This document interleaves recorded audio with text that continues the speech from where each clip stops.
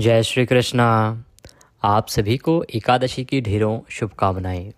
प्रिय दर्शकों, आप बड़े समय से पूछ रहे हैं कि पंडित जी एकादशी करनी कैसे चाहिए, एकादशी के नियम क्या हैं, व्रत के नियम क्या हैं। और ये सर्वोत्तम समय है इसे बताने का, क्योंकि जो एकादशी आ रही है ना, वो प्रथमा एकादशी है। प्रथमा अर्थात यहीं से एकादशी की शुरुआत होती है। ये पहली एकादशी है जो आ रही है। तो आज हम इस वीडियो में जानेंगे कि एकादशी व्रत के नियम क्या हैं, कैसे हमें एकादशी का व्रत करना चाहिए।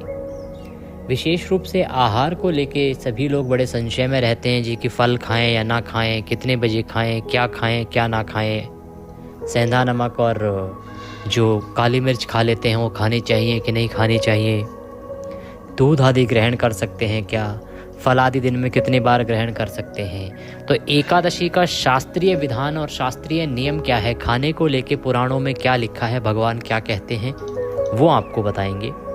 साथ ही बताएंगे किस विधि से आपको ये व्रत करने चाहिए। और आने वाली एकादशी का जो व्रत है वो बड़ा महत्वपूर्ण है, क्योंकि प्रथम एकादशी कही गई है, तो इसकी शुरुआत कैसे करनी चाहिए।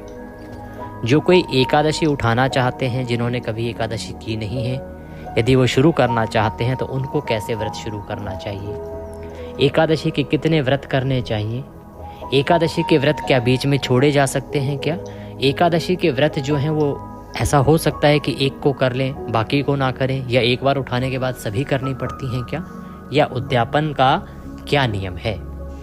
इस प्रकार से संपूर्ण जानकारी एकादशी के विषय में इस वीडियो के माध्यम से आपको प्रदान की जाएगी। आपसे निवेदन है कि वीडियो यदि थोड़ा सा भी अच्छा लगे तो एक बार लाइक अवश्य कर दीजिएगा, और अपने व्रत की सफलता के लिए तथा भगवान नारायण का आशीर्वाद प्राप्त करने के लिए कमेंट बॉक्स में अवश्य लिखिएगा ओम नमो भगवते वासुदेवाय या जय श्री हरि। मंत्र जितने लिखे जाएंगे उतना कल्याण होगा। आप देख रहे हैं देवभूमि ज्योतिष संस्थान का प्रतिष्ठित यूट्यूब चैनल देवभूमि धार्मिक। हम यहाँ पर सभी व्रत और त्योहारों की सही शास्त्रीय जानकारी प्रदान करते हैं। ज्योतिष शास्त्र और पंचांग के आधार पर आपको बताते हैं कौन सी तिथि कब है, व्रत आदि कब करना है, क्या विधि है, क्या नियम है और क्या गलती आपको नहीं करनी है। यदि आप सभी व्रत और त्योहारों की सही शास्त्रीय जानकारी पाते रहना चाहते हैं तो कृपया चैनल को सब्सक्राइब कीजिए और बेल आइकन को प्रेस कीजिए। जब सब्सक्राइब का बटन दबाएंगे तो वहाँ एक घंटी का निशान बना हुआ आएगा, उसको अवश्य दबाइएगा, तभी आपको हमारे सारे वीडियो प्राप्त होंगे।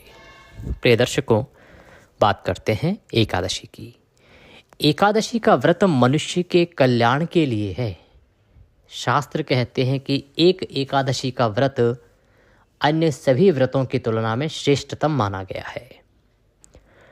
पुराण तो ये भी कहते हैं कि बाकी जो तीर्थ हैं, बाकी जो स्नान हैं, धाम हैं, उन सब के दर्शन से मिलने वाला पुण्य या स्नान से मिलने वाला पुण्य इस एकादशी के व्रत के 16वें अंश के बराबर है। इतना अधिक फल जो है एकादशी के व्रत का कहा गया है। शास्त्र में यही नहीं, शास्त्र कहते हैं कि व्यतिपात के दिन दान देने का 1 लाख गुना फल होता है, और संक्रांति से 4 लाख गुना, तथा सूर्य चंद्र ग्रहण में स्नान दान करने से जो फल प्राप्त होता है वही पुण्य एकादशी के दिन व्रत करने से प्राप्त हो जाता है। व्यतिपात योग जो कि बड़ा ही विशेष योग कहा गया है। कहते हैं कि इस योग में जब आप कोई दान पुण्य आदि करते हैं तो उसका 1 लाख गुना फल होता है। वह योग जो विशेष योग है, कभी कभार बनता है, उससे 1 लाख गुना फल प्राप्त होता है। वह फल भी एकादशी के फल के समान नहीं है। संक्रांति से 4 लाख गुना अधिक फल कहा गया है एकादशी का। और सूर्य चंद्र ग्रहण में स्नान दान करने से जो फल प्राप्त होता है वह पुण्य एकादशी के व्रत को करने मात्र से प्राप्त हो जाता है। कहते हैं कि अश्वमेध यज्ञ करने से 100 गुना अधिक फल एक एकादशी व्रत का है। और 1 लाख तपस्वियों को 60 वर्ष तक जब भोजन कराएंगे आप, तो उससे 10 गुना अधिक फल केवल एकादशी व्रत का है। 10 ब्राह्मणों अथवा 100 ब्रह्मचारियों को भोजन कराने से 1000 गुना, 100 ब्रह्मचारियों को जब आप भोजन कराएंगे उसका 1000 गुना अधिक पुण्य भूमि दान करने से होता है, और उससे 1000 गुना पुण्य कन्यादान का होता है, और उससे 10 गुना पुण्य विद्यादान करने से होता है, और विद्यादान से 10 गुना पुण्य भूखे को भोजन कराने से होता है। अन्नदान के समान इस संसार में कोई ऐसा कार्य नहीं जिससे देवता और पितृ दोनों तृप्त हों, परंतु एकादशी के व्रत का पुण्य सबसे अधिक होता है।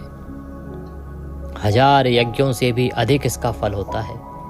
जब आप 1000 यज्ञ करते हैं तब जो पुण्य उत्पन्न होगा उससे अधिक पुण्य आपको एकादशी करने मात्र से मिल जाएगा। शास्त्र कहते हैं प्रिय भक्तों की एकादशी के व्रत का प्रभाव देवताओं को भी दुर्लभ है, अर्थात देवताओं को भी फल नहीं मिलता। देवताओं को भी इस पृथ्वी पर आना पड़ता है पुण्य कमाने के लिए।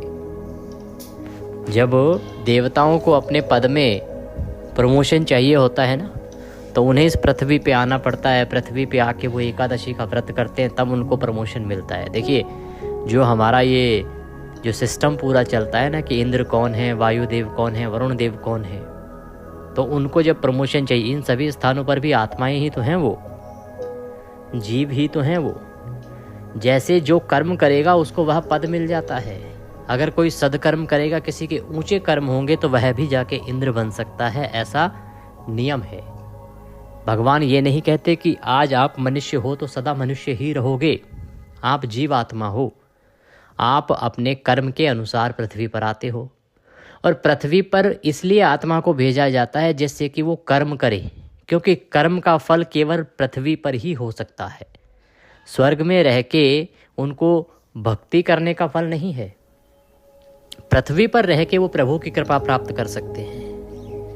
इसीलिए देवता भी पृथ्वी पर ही आते हैं भगवान की आराधना करने के लिए। तो आप तो पृथ्वी पर हैं, और जो जीवात्मा है उसको मनुष्य का जीवन मिला ही इसलिए है कि वो भगवान की भक्ति करके अपने इस जीवन को संवारे। आप जितना पुण्य करोगे उसके अनुसार आपका आगे का जीवन निर्धारित होगा। आप तो ये सोचते हैं कि आपका जीवन तो मृत्यु के बाद समाप्त, पर नहीं। एक जीवात्मा की दृष्टि से सोचिए, आपकी ये जो जीवात्मा है, इस जीवात्मा का आगे का जो भविष्य है वो क्या रहेगा? क्या वो देवलोक में रहेगी?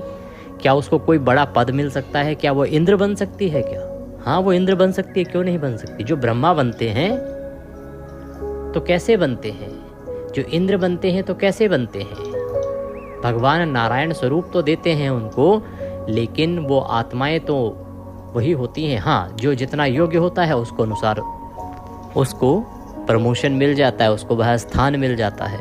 आपके कर्म ही निर्धारित करते हैं कि आप मनुष्य रहेंगे, जानवर होंगे, या देवता बनेंगे, या गंधर्व बनेंगे। इसलिए एकादशी बड़ी महत्वपूर्ण है। हम मुख्य बिंदु पर आते हैं, क्योंकि कई बार हम चर्चा करते करते कहीं और निकल जाते हैं। हम बात कर रहे हैं कि अब एकादशी आपने करनी चाहिए। महत्व तो आपने समझ लिया, करनी कैसे चाहिए इसकी बात करते हैं। एकादशी का व्रत आप कभी भी शुरू कर सकते हैं, शुक्ल पक्ष से या कृष्ण पक्ष से। सबसे पहले शुक्ल पक्ष उत्तम होता है, क्योंकि उजाले पक्ष की अधिक महिमा कही गई है। आने वाली जो एकादशी है 15 तारीख को व्रत है, श्रेष्ठतम अवसर है आपके पास, क्योंकि पहली एकादशी है।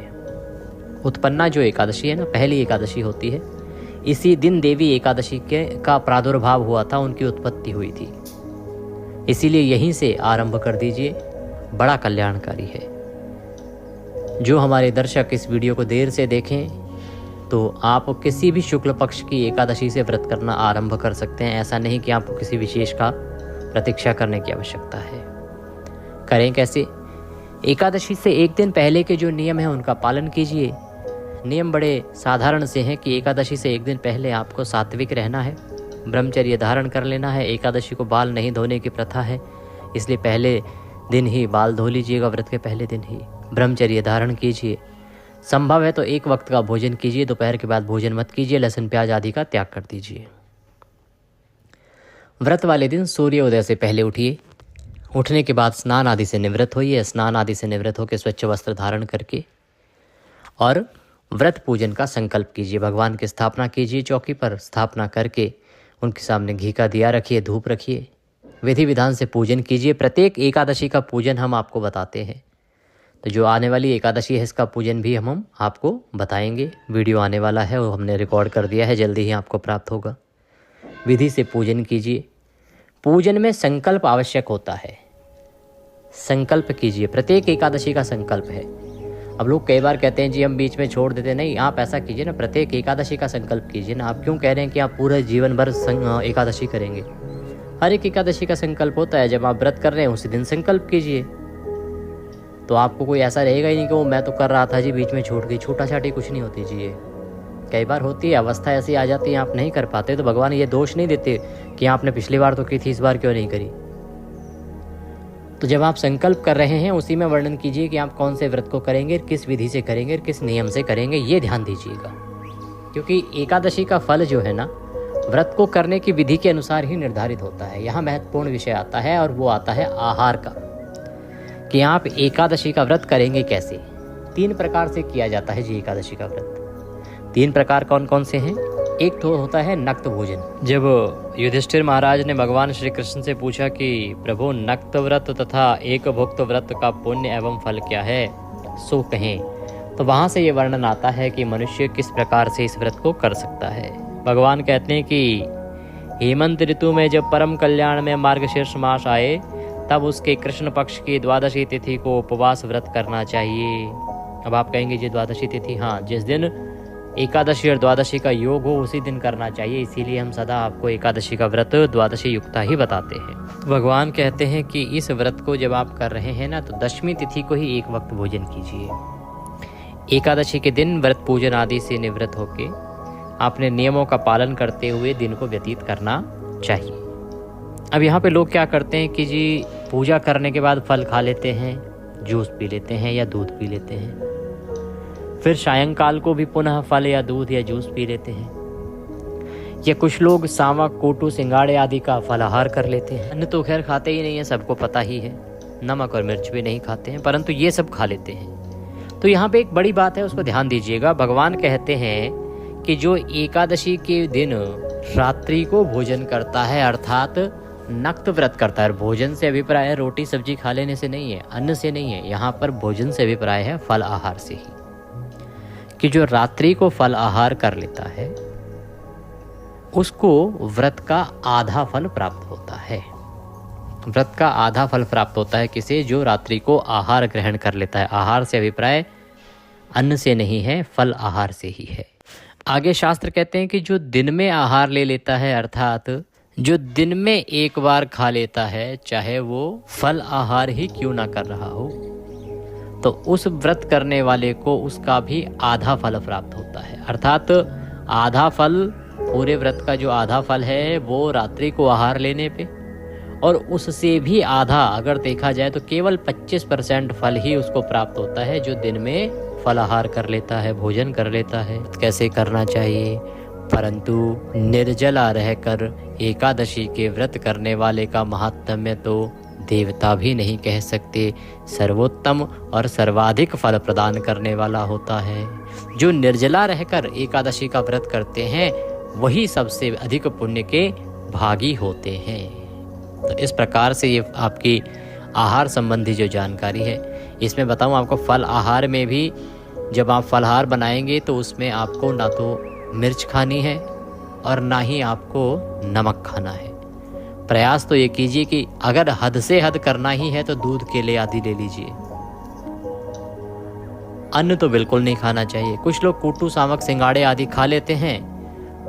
प्रयास कीजिए अगर बिना उसके हो सके तो, और अगर ना रहा जाए तो फिर आप खा लीजिएगा। पर फल जो है जैसे जैसे खाएंगे वैसे वैसे घटता जाता है इस एकादशी का। तो आपने संकल्प लिया एकादशी को करने का, संकल्प लेके व्रत किया, पूजन किया, कथा श्रवण करी, नियमों का पालन किया। आहार के विषय में मैंने आपको बताया कैसे लेना है। सायंकाल को कीर्तन की बड़ी महिमा है और रात्रि को जागरण करना चाहिए। कीर्तन मंदिर में कहीं जा सके तो उत्तम है, अन्यथा आप ऑनलाइन के माध्यम से, अर्थात यूट्यूब पर बहुत सारे कीर्तन चलते हैं। हम खुद भी एक वीडियो अपलोड करते हैं एकादशी कीर्तन का लाभ लेने के लिए। उसमें कुछ स्तोत्र होते हैं, उनका श्रवण कीजिए, कीर्तन का फल लीजिए। रात्रि जागरण की बड़ी महिमा है एकादशी व्रत में। अब जागरण कब तक करें? प्रयास करें 4 बजे तक, अन्यथा 1 बजे तक तो करें ही करें। रात्रि जागरण कीजिए और अगले दिन पारण के लिए सूर्योदय से पहले उठ जाइए। उठने के बाद स्नान आदि कीजिए। स्नान आदि से निवृत्त होकर स्वच्छ वस्त्र धारण करके पूजन कीजिए।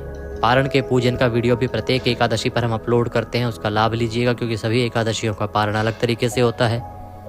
पारण कीजिए। पारण का पूजन करके ब्राह्मण को दान दक्षिणा आदि देने के बाद स्वयं आहार ग्रहण कीजिए। यह है एकादशी के व्रत को करने की विधि। दशमी तिथि से नियम आरंभ होंगे। चौकी लगाएंगे एकादशी को, पूजन आदि करेंगे, नियमों का पालन कीजिए। द्वादशी के दिन अर्थात व्रत के अगले दिन, कई बार तो एकादशी द्वादशी से एक ही दिन होती हैं, तो आप व्रत के अगले दिन सूर्योदय के बाद पारण करेंगे। पारण में ध्यान दीजिएगा, कई बार ऐसा हो जाता है कि पारण जो है वो दोपहर के बाद भी होता है। ये देखना होता है कि द्वादशी तिथि कब आ रही है या हरिवासर का समय कब है, क्योंकि हरिवासर से पहले आपने पारण कर लिया तो व्रत खंडित माना जाता है। हरिवासर में व्रत होना आवश्यक है, तो हरिवासर समाप्त होने के बाद ही व्रत का पारण किया जाता है। इसीलिए ध्यान हमेशा रखिएगा। चैनल पर नए हैं तो सब्सक्राइब कर लीजिए, क्योंकि पारण के विषय में सबसे अधिक जानकारी हम ही प्रदान करते हैं कि पारण करना कब है और किस विधि से करना है। कई बार गलती होती है, लोगों को आदत होती है कि भाई आज व्रत किया, कल सुबह सुबह सूर्योदय हुआ और व्रत खोल लिया। पर कुछ ऐसी एकादशियाँ आती हैं जिन पर हरिवासर देर से समाप्त होता है, तो 12-1 बजे के बाद भी पारण करना होता है। इसका सदा ध्यान रखिएगा। जानकारी ये थी कि एकादशी का व्रत कैसे करना चाहिए, कब शुरू कर सकते हैं। जानकारी उपयोगी लगे तो शेयर अवश्य कीजिएगा, कमेंट बॉक्स में लिख के अपनी राय दीजिएगा। दक्षिणा स्वरूप यदि कुछ भी भेजना चाहते हैं तो स्क्रीन पर जो नंबर आ रहा है उस पर भेज सकते हैं, या जो QR कोड आ रहा है उसको स्कैन करके भी उस पर भेज सकते हैं। पूजन कैसे करना है आने वाली एकादशी का वीडियो अवश्य देखते जाइएगा। हरे कृष्ण।